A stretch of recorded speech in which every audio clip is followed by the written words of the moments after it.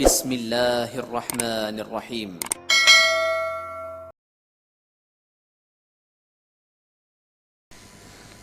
Bismillahirrahmanirrahim. Assalamualaikum warahmatullahi wabarakatuh. Alhamdulillahillazi arsala rasulahu bil huda wa dinil haq yadhirahu ala dini kulli wa kafa billahi syahida. Asyhadu an la ilaha illallah wahdahu la syarikalah wa asyhadu anna Muhammadan abduhu wa rasuluhu la nabiyya ba'dah. Dengan rasa alhamdulillah kita panjatkan puji dan syukur kita kehadirat Allah Subhanahu wa taala. Di kesempatan pagi hari ini, hari Ahad, di tanggal 28 Februari 2021 Miladiyah, bertepatan dengan tanggal 16 Rajab 1442 Hijrah. Di agenda pagi kita, Embun Pagi, bersama saya, Dadang Komarudin Yahya, insyaallah kita akan berbagi ilmu, berbagi pencerahan, menghadirkan kehidupan kita yang makin syarat dengan makna ibadah dan karya amal saleh. Sebuah titian kehidupan yang tentu saja akan senantiasa menghadirkan kemuliaan, keberkahan, bahkan ampunan insyaallah subhanahu wa ta'ala. Tidak lupa kita senantiasa mendoakan saudara kita, kerabat kita, terutama tentu bagi orang tua kita yang masih hadir dalam kehidupan kita, yang hari ini mungkin ada yang masih terbaring sakit. Kita doakan orang tua kita senantiasa diberikan kesehatan, diberikan kelapangan, keikhlasan dan kesabaran di atas segala sakit yang diderita, dan menghadirkan sakit sebagai kifarat, penebus di antara segala dosa dan kesalahan. Allahumma rabban nas bil ba'sya ishfi anta syafi la shifa illa shifauka shifaan la yughadiru saqama. Demikian juga tentu kita doakan saudara kita, kerabat kita yang hari ini tentu saja mungkin masih ada yang sedang berhadapan dengan ujian, berhadapan dengan begitu banyak hal yang harus dilewati. Kita doakan semoga Allah Subhanahu wa taala memberikan jalan keluar terbaik ya, dari setiap masalah, dari setiap ujian yang harus dihadapi. Senantiasa terbangun pula jiwa husnuzan, senantiasa berbaik sangka kepada Allah.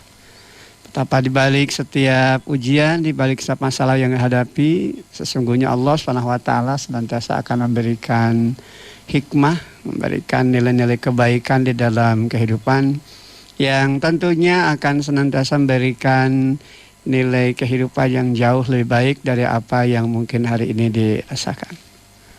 Kita senantiasa berlindung diri kepada Allah Subhanahu wa taala, semoga kita senantiasa diselamatkan dari berbagai wabah, dari berbagai musibah, dari berbagai fitnah. Terutama dalam kondisi pandemi saat ini. Kita senantiasa berlindung diri, bermohon diri kepada Allah SWT agar kita senantiasa diberikan keselamatan, terangkatnya wabah dan musibah, dan tentu menjadikan kita menjadi bagian dari pribadi-pribadi yang senantiasa tunduk patuh kepada Allah SWT. Allahumma inna na'udzubika minal barasi wal junun wal juzam wa min sayil asqam. Allahumma inna na'udzubika minal barasi wal junun wal juzam wa min sayil asqam. Ya Allah, sesungguhnya kami berlindung kepadamu dari penyakit belang, dari penyakit gila, penyakit lepra, penyakit buruk lagi membahayakan. Bismillahilladzi la yadurru ma'asmihi syai'un fil ardi wala fis sama wa huwas samiul alim. La haula wala quwwata illa billah aliyil azim. La ilaha illa anta subhanaka inni kuntu minadh dhalimin.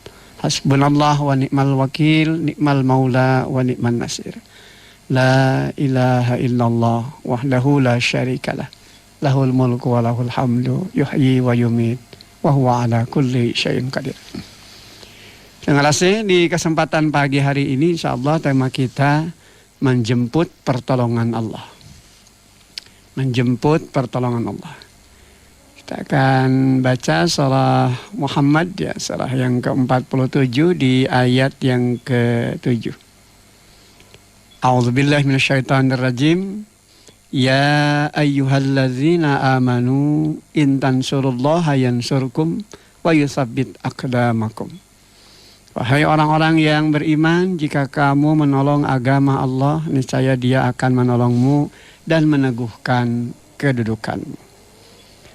Dengan asih melewati satu ayat di surah Muhammad di ayat ke-7 ini, sebagai seorang muslim tentu saja kita senantiasa dibimbing, senantiasa diarahkan oleh Allah Subhanahu wa taala untuk senantiasa memahami esensi hidup dan kehidupan kita, betapa pentingnya kita mendapatkan pertolongan di sisi Allah Subhanahu wa taala.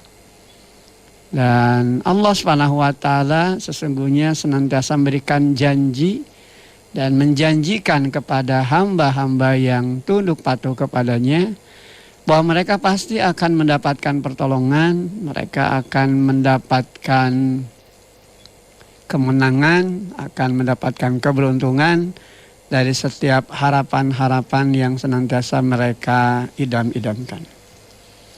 Dengan asih melewati Al-Quran pula, setiap pandangan dan hati, sejatinya Allah Subhanahu wa taala senantiasa akan mengarahkan jalan hidup yang akan mengantarkan kita selaku manusia pada kemuliaan hidup. Yang tentu saja di dalam kehidupan yang kita inginkan itu penuh dengan ketenangan dan ketentraman. Adanya keberuntungan dari terbebasnya diri kita pada segala bentuk kehinaan dan kebinasaan. Terbebasnya kita dari segala bentuk keresahan dan kegelisahan. Sebab ini yang memang menjadi fitrah kita, pendengar asih.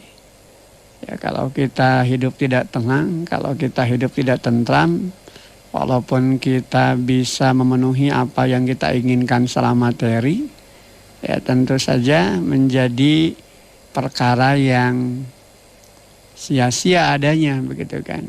Menjadi perkara yang tidak membuat kita nyaman dengan harta kita.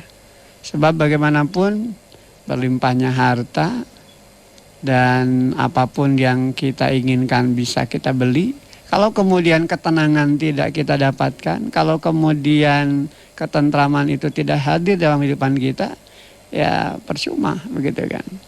Oleh karena itu kita tidak hanya sekedar bermohon kepada Allah untuk bisa mendapatkan apa yang kita harapkan, apa yang kita inginkan secara material, begitu kan. Tapi juga tentu kita bermohon kepada Allah Subhanahu wa taala agar dilimpahkan diri kita dengan jiwa yang penuh dengan ketenangan dan ketentraman. Oleh karena itu tentu saja tatkala kita berhadapan dengan kesulitan, gitu kan, tatkala kita berhadapan dengan perkara-perkara yang tidak menyenangkan, kita senantiasa berharap untuk bisa mendapatkan pertolongan. Kalau dalam kehidupan kita setiap kali kita memiliki kesulitan, ya kita juga selalu berharap untuk bisa mendapatkan pertolongan, ada solusi agar kesulitan itu bisa teratasi dan tertuntaskan dengan sebaik-baiknya. Kita minta pertolongan kepada seorang ketika kita memang butuh bantuannya. Dan sekali waktu tentu saja orang yang kita mintakan bantuan, orang yang kita mintakan pertolongan bisa bantu kita. Namun pada satu ketika tidak selamanya orang yang selama ini membantu kita, orang yang selama ini menolong kita bisa mengatasi atau bahkan mungkin bisa menuntaskan masalah-masalah yang kita hadapi, gitu kan.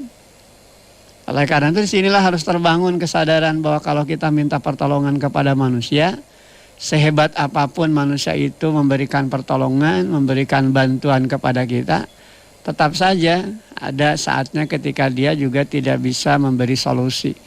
Dia tidak bisa membuka jalan atas kesulitan-kesulitan yang kita hadapi, di atas masalah-masalah yang sedang menghimpit diri kita.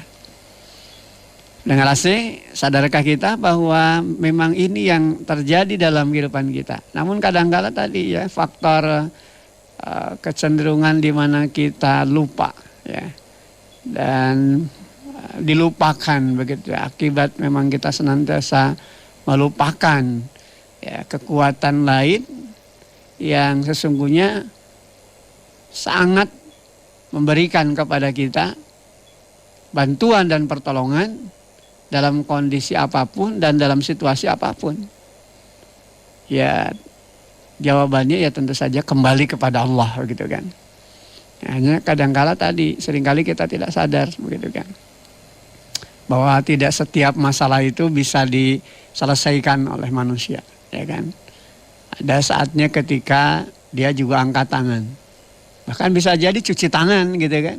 Ada yang angkat tangan dan cuci tangan. Kalau yang angkat tangan tentu dia sudah menyerah, ya kan, dalam arti sudah tidak lagi ada hal yang bisa dia bantu, tidak ada lagi hal yang bisa dia tolong.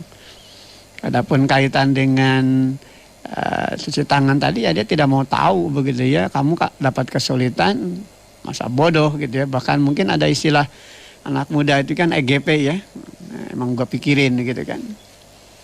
Nah, ini berbeda dengan Allah SWT. Kalau kita terus banyak berharap, kita banyak meminta, kita banyak bermohon, kita mintakan pertolongan kepada Allah, tentu saja diikuti dengan pijakan ketaatan kita kepada Allah SWT, maka berbagai kesulitan, berbagai hambatan akan ditemukan jawabannya. Dan Allah SWT tentu saja akan memberikan jawaban, memberikan solusi ya, atau alternatif atas kesulitan-kesulitan yang kita hadapi. Dan memang semua perkara pasti akan kembali kepada Allah. Hanya kembali kepada Allah. Maka tentu ini harus bisa menjadi solusi pertama dan utama di dalam kehidupan kita. Kalau kita baca surah Muhammad di ayat ke-7 tadi kan sangat jelas ya. Diawali dengan seruan iman. Ya ayyuhallazina amanu. Wahai orang-orang yang beriman. Nah, siapa yang beriman itu? Innamal mu'minuna allazina idza dzukirallah wajilat qulubuhum wa idza tuliyat alaihim ayatuhu zadatuhum imanan wa ala rabbihim yatawakkalun. Orang-orang yang beriman itu adalah mereka yang apabila disebut nama Allah wajilat qulubuhum, bergetar hatinya. Jadi makna wajilat qulubuhum itu ada rasa khawatir begitu ya, kalau dia melanggar aturan-aturan Allah.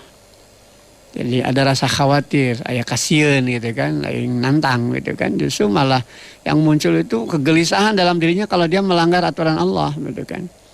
Kenapa? Sebab dia yakin, dia sadar kalau dia melanggar aturan Allah pasti dia akan sulit menemukan pertolongan, dia akan sulit menemukan bantuan dari Allah.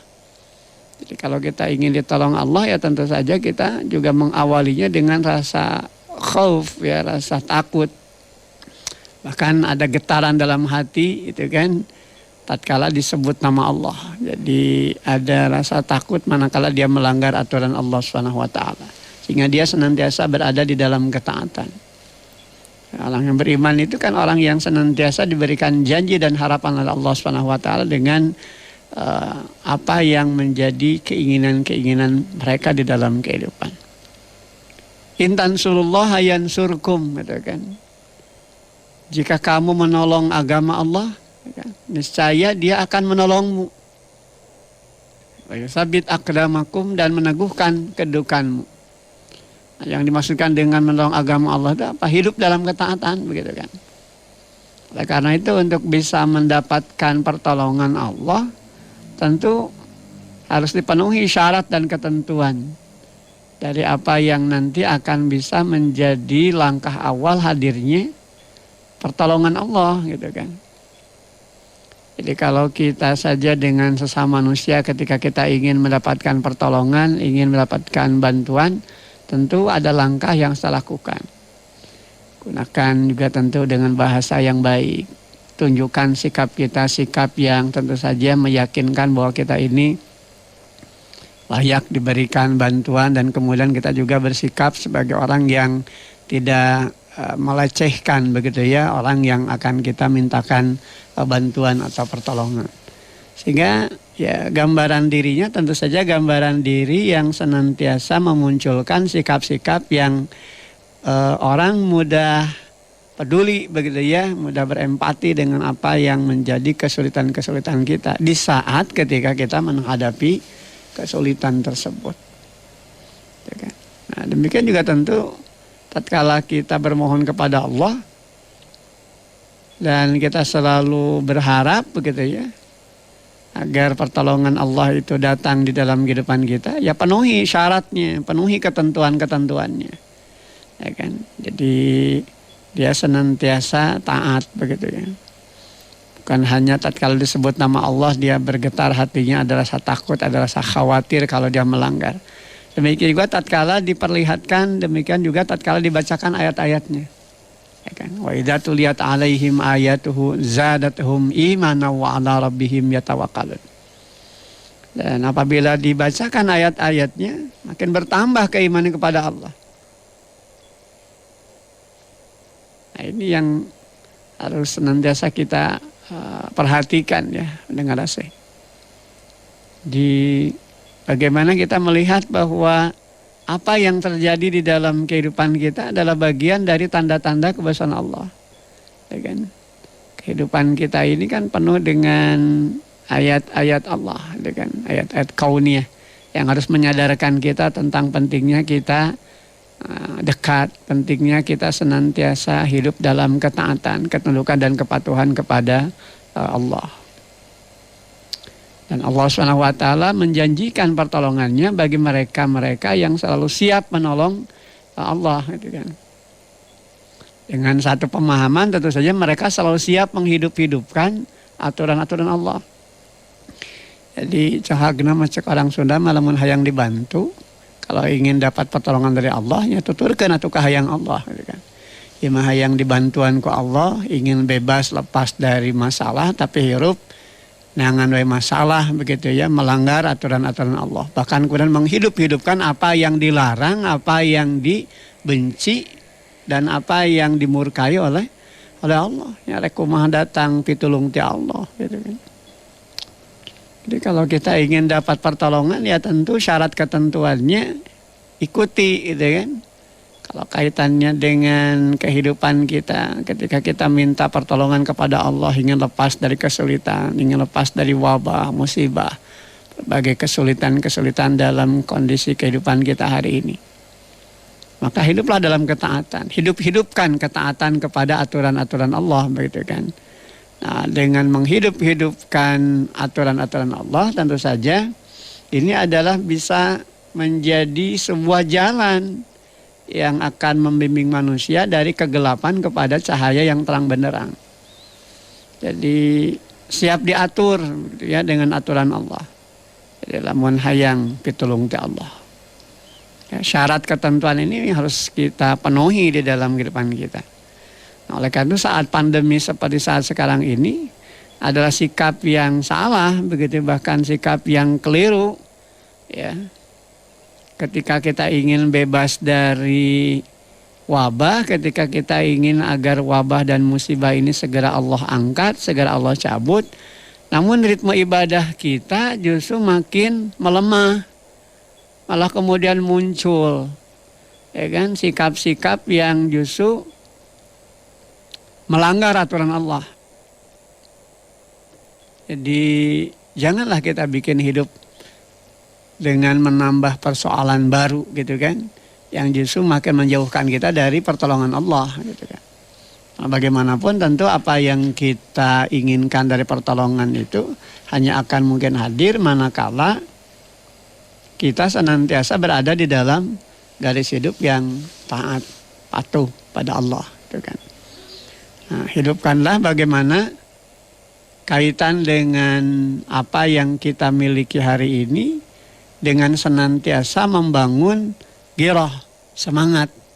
Ya, semangat untuk senantiasa menghadirkan diri kita pada ritme hidup yang tenang, nyaman ketika kita berada di dalam aturan Allah. Jadi kalau orang sudah nyaman, tenang berada dalam aturan Allah, nah ini ciri jiwa yang sehat.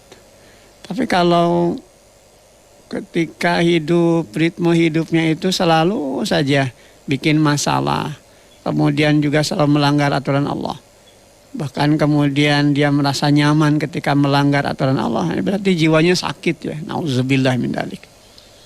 Apalagi kalau kemudian ternyadar-nyadar, kan ya jiwanya sudah mati begitu ya, bukan lagi marid begitu, tapi juga sudah mayitun ya, sudah mati begitu. Kalau jiwa sudah mati ya tentu saja dia tidak akan bisa menerima kebenaran, dia tidak akan bisa menerima apapun yang menjadi bagian dari jalan hidup yang kemudian bisa membimbingnya kepada kebenaran. Ya poek kayak gitu kan. Sebentar tentang itu.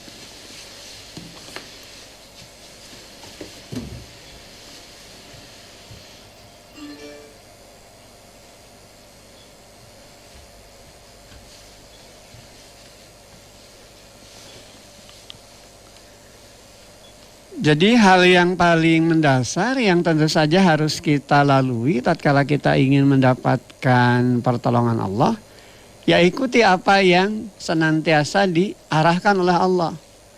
Jadi kalau kita mendapatkan bimbingan, kalau kita mendapatkan arahan dari Allah SWT melewati Al-Quran ini, ya tentu saja ikuti apa yang ada di dalam isi kandungan Al-Quran.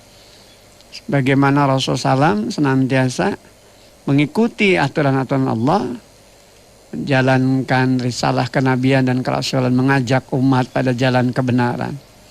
Sehingga ketika hidup selalu dalam ketaatan, ya pertolongan itu akan selalu Allah berikan. Ya, kalau kita hubungkan dengan kondisi saat ini ya seperti itu. Dan ini yang tentu saja senantiasa relevan untuk setiap waktu, setiap zaman. Ya. Jadi hamba yang beriman itu manakala dia menjalani hidup pasti dia hidupnya dekat dengan Allah. Dan ketika dia berada dalam masalah pasti yang dia minta kembali kepada Allah.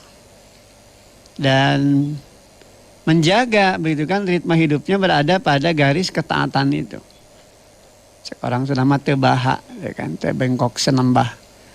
Terlebih ketika kita bermohon kepada Allah dengan dua kalimat yang sering kita baca ya di setiap kali kita melaksanakan sholat sekurang-kurangnya 5 kali sehari itu kan, dengan kalimat iyyaka na'budu wa iyyaka nasta'in. Hanya kepadamu ya Allah kami beribadah dan hanya kepadamu kami mohon pertolongan. Jadi ibadahnya luruskan, ya, lurus ikhlas hanya kepada Allah dan mintakan pertolongan kepada Allah. Jadi kalau sudah ibadahnya lurus, mantap hati, jalankan juga apa yang menjadi harapan kita, apa yang menjadi keinginan kita, tetap kepada zat yang mengatur hidup dan kehidupan kita. Kalau kita beribadah kepada Allah, yang mintakan pertolongan kepada Allah. Sebab inilah yang nanti akan menjadi solusi ya, ini yang akan jadi jalan keluar bagi kita untuk bisa menemukan apa yang menjadi kita harapkan. Menjadi harapan-harapan dalam kehidupan kita dari setiap ketenangan, ketentraman. Jadi pertolongan Allah itu tidak mungkin hadir kalau kita kemudian tidak mengikuti apa yang menjadi garis ketentuan ya atau ketetapan di sisi Allah Subhanahu wa Ta'ala. Selama ini kan kita juga betul-betul sangat taat begitu ya, mengikuti aturan-aturan di dalam kehidupan kita terkait dengan kondisi pandemi kan. Jadi protap kesehatan kita jalankan sebagai bentuk ikhtiar kita kan. Menggunakan masker, menjaga jarak, kemudian mencuci tangan, kemudian menjauhi kerumunan, mengurangi mobilitas. Tapi jangan lupa bahwa protap kesehatan itu juga harus dikuatkan dengan protap keimanan kita. Ya kan? Kalau protap kesehatan itu kita lakukan dalam upaya kita menjaga kesehatan agar tidak terpapar virus, agar tidak terpapar wabah, penyakit, maka tentu saja juga kuatkan keimanan kita agar tidak terpapar dengan virus yang akan merusak, menggerogoti akidah kita, yang akan merusak akhlak kita. Ya kan? Jadi ada keseimbangan di dalam kehidupan. Dan ini yang tentu saja nanti akan menghadirkan jaminan dari Allah SWT. Tatkala kita senantiasa hidup dalam ketaatan, hidup senantiasa mengikuti apa yang dikehendaki oleh Allah SWT, maka Allah yang nanti akan berikan jaminan tentang keselamatan. Allah yang nanti akan berikan jaminan dengan pertolongan. Ya, kita bisa baca itu kan di surah Yunus ya, di surah yang ke-10 ayat ke-103. Tsumma nunajji rusulana walladzina amanu kadzalika haqqan 'alaina nunjil mu'minin. Kemudian kami selamatkan rasul-rasul kami dan orang-orang beriman di antara kamu. Dan menjadi hak kami, kata Allah, menjadi kewajiban bagi kami untuk menyelamatkan orang-orang yang beriman. Jadi Allah sampai bersumpah dengan dirinya, kadzalika haqqan 'alaina nunjil mu'minin. Demikianlah menjadi kewajiban bagi kami, begitu ya, menjadi hak kami untuk senantiasa menolong orang-orang yang beriman. Lamun urang na iman nya pasti bakal dibantuan ku Allah. Tapi lamun urang na teu iman itu kan negreg merkedawang teu moal karab sorangan hirup teh ngalanggar jeung ngalanggar. Ya pasti saja kita tidak akan mendapatkan pertolongan Allah. Sebab Allah Subhanahu wa taala tidak akan memberikan pertolongan sepanjang hidup dan kehidupan kita selalu melanggar. Oleh karena itu adanya Al-Qur'an ini kan memang sebagai panduan, sebagai pedoman, membimbing kita yang menentukan arah langkah tujuan kita. Sehingga tatkala kita sudah berpedoman kepada Al-Quran, maka akan hadir di dalam diri kita Al-Quran itu sebagai petunjuk ya, agar hidup tidak salah arah dan langkah. Kalau sudah baca Al-Quran, apa yang menjadi garis ketentuan insya Allah ya ikuti. Kalau Allah mengatakan jangan lakukan, ini haram dilakukan, ya jangan coba-coba kemudian untuk main-main dengan aturan Allah gitu kan. Kita main-main dengan aturan manusia saja bisa ada resiko, ya bisa ada sanksi, apalagi dengan Allah. Ya tentu saja ketika Allah Subhanahu wa taala mengingatkan kita dengan hal seperti itu, ya karena kasih sayang Allah kepada kita. Allah tidak butuh kok dengan kita. Ya, siapa bilang Allah butuh dengan kita? Tidak. Allah tidak butuh dengan kita. Ya kan, kalaupun toh kita ibadah, kalaupun toh hidup dalam ketaatan, ya kan, maka ketaatan kita, ketundukan kepatuhan kita kepada Allah sedikit pun tidak akan menjadikan Allah merasa untung dan diuntungkan. Sebagaimana halnya ketika kita melanggar aturan Allah, maka Allah pun tidak merasa rugi dan dirugikan. Sebab untung rugi ya kembali kepada manusia itu sendiri. Yang butuh itu kita dengan Allah, betul kan? Bukan Allah yang butuh dengan kita. Hanya kadang-kadang kita yang seringkali GR seakan-akan Allah itu butuh dengan kita. Ya, coba kita perhatikan di surah Fatir ya, surah ke-35 di ayat ke-15. Ya ayyuhan nas antumul fuqara'u ilallah wallahu huwal ghaniyul hamid. Wahai manusia, kamulah yang memerlukan Allah dan Allah dialah yang maha kaya, tidak memerlukan sesuatu, maha terpuji. Jadi Allah tidak butuh kita, kita yang butuh Allah. Oleh karena itu kalau kita merasa butuh dengan Allah, ya ikuti aturan-aturannya, taat pada Allah, gitu kan. Cing hirup tetong karab sorangan gitu kan. Jadi jangan kemudian mempermainkan aturan-aturan Allah. Yang jelas-jelas dilarang ya tinggalkan begitu ya, jauhi. Jangan kemudian justru malah kita ikuti, malah kemudian terperosok di dalamnya. Karena ini adalah bagian dari kecelakaan di dalam kehidupan. Sebab Allah SWT tidak akan mungkin memberikan pertolongan kepada kita sepanjang hidup dan kehidupan kita selalu ada di dalam keingkaran begitu ya. Maka ini yang harus senantiasa terbangun di dalam kehidupan kita.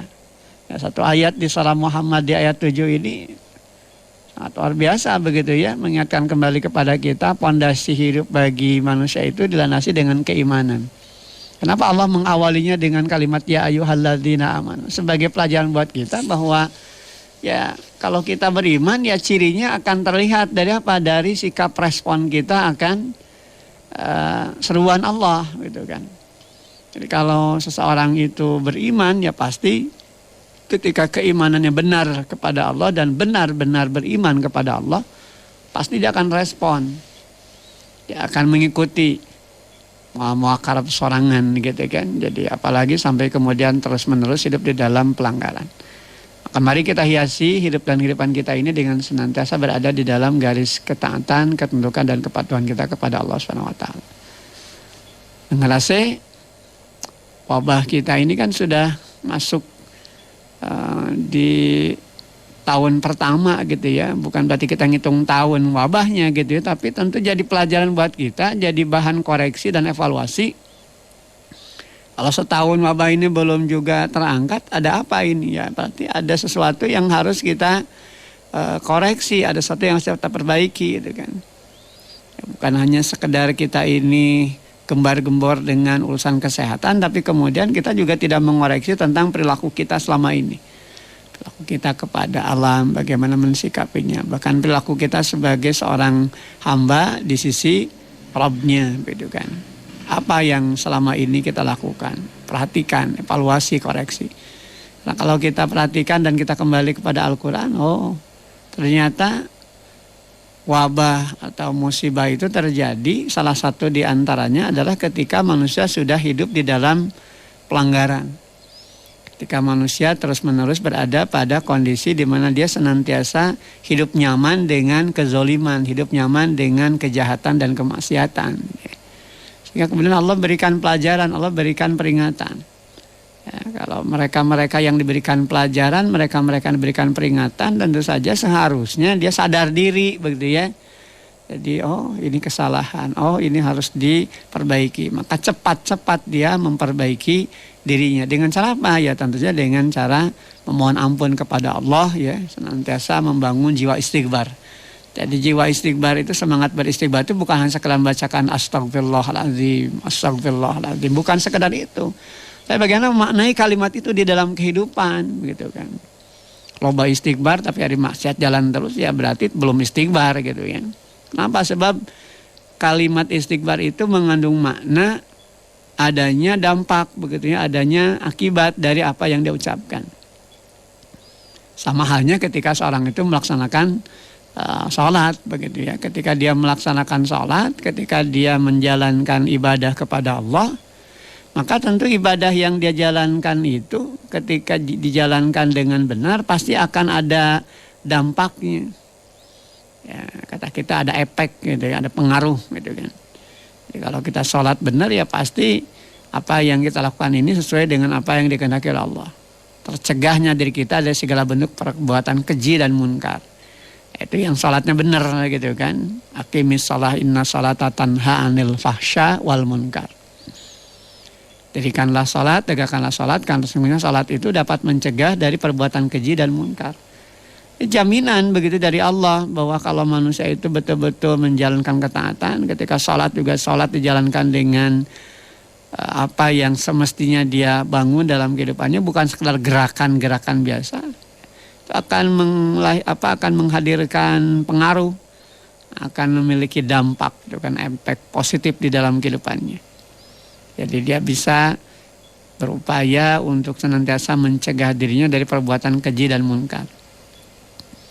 Perbuatan keji dia tinggalkan, itu kan, perbuatan dosa-dosa besar itu dia tinggalkan. Ya, demikian juga kemungkaran, begitu ya. Jadi hal-hal yang nanti akan mendatangkan kepada kemungkaran itu ya jauhi. Gitu ya. Jadi tidak ada jalan begitu bagi mereka-mereka beriman untuk hidup di dalam perbuatan dosa. Kenapa? Karena bagi hamba beriman hanya satu jalan, taat, titik, gitu kan.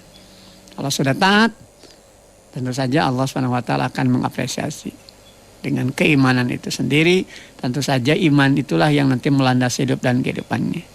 Maka imannya harus kokoh, tentu saja dilandasi dengan keimanan yang benar, gitu kan.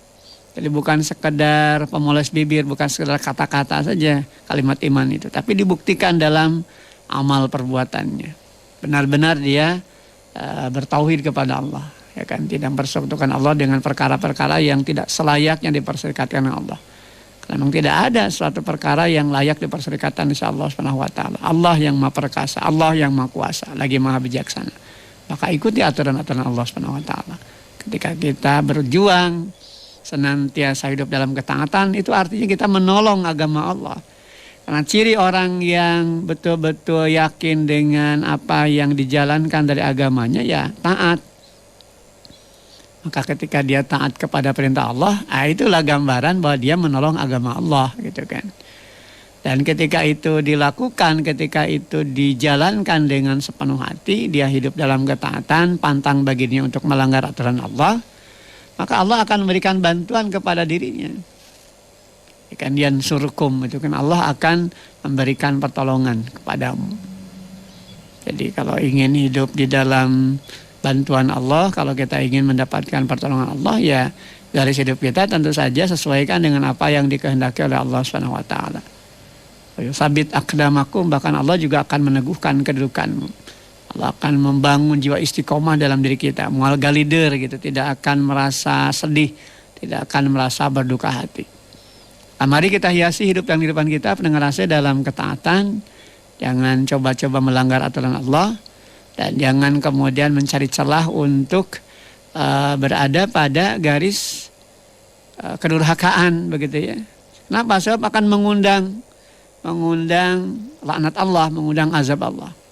Hitong diteangan lah gitu kan, hal-hal yang kemudian justru akan menjerumuskan kita pada jurang kehinaan dan kebinasaan. Hiduplah dalam ketaatan. Sebab Islam ini kan mengajarkan hal yang sangat indah gitu kan, dan hal yang sangat mudah dalam hidup itu. Jadi indah kenapa? Karena ketika dijalankan kita akan nyaman hidup. Nah, ini kan pondasi awal kita dari jiwa kita. Tapi kalau jiwa kita sudah tidak memiliki rasa tenang ketika kita dihimpit dengan kegelisahan, ya tentu saja kita tidak akan memiliki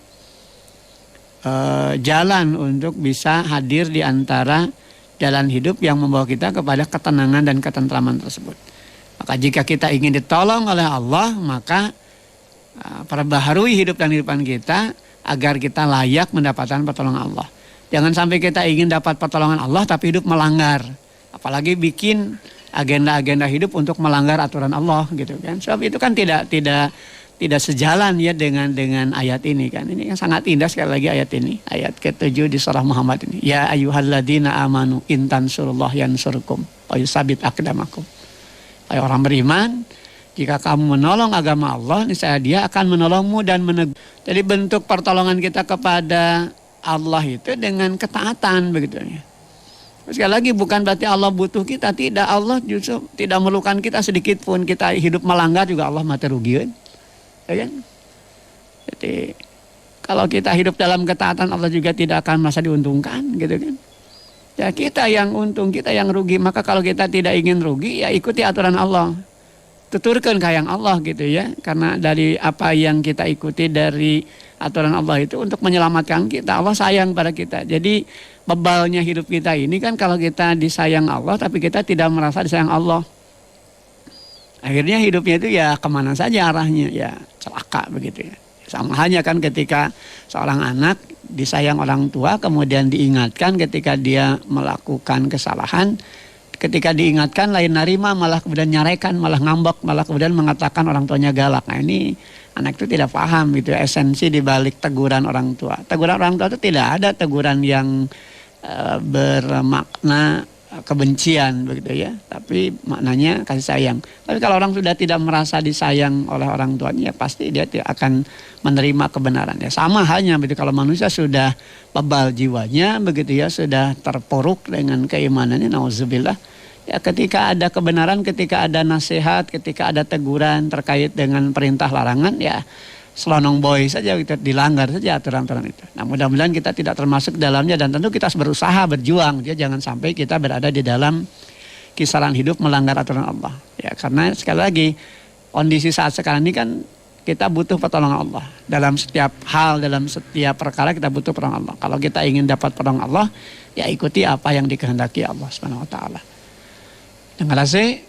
Tidak terasa waktu kita sudah berada di penghujung acara kita pagi. Mudah-mudahan apa yang dipapar di kesempatan pagi hari ini jadi ilmu, jadi pencerahan bagi kita. Kita amalkan dalam kehidupan kita.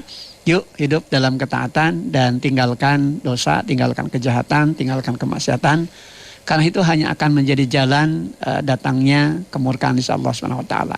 Ketika datang azab Allah, ketika datang laknat Allah, dan ketika datang kemurkaan dari Allah Subhanahu wa taala, maka tentu tidak ada yang bisa keluar darinya. Maka hiduplah dalam ketaatan, karena ketaatan itulah yang nanti akan menghadirkan kemuliaan dan keberkahan dalam kehidupan kita. Terima kasih atas segala perhatian, mohon maaf atas segala kurangan. Aku qouli hadza wa astaghfirullah li wa lakum. Walhamdulillahirabbil alamin. Assalamualaikum warahmatullahi wabarakatuh. Alhamdulillah.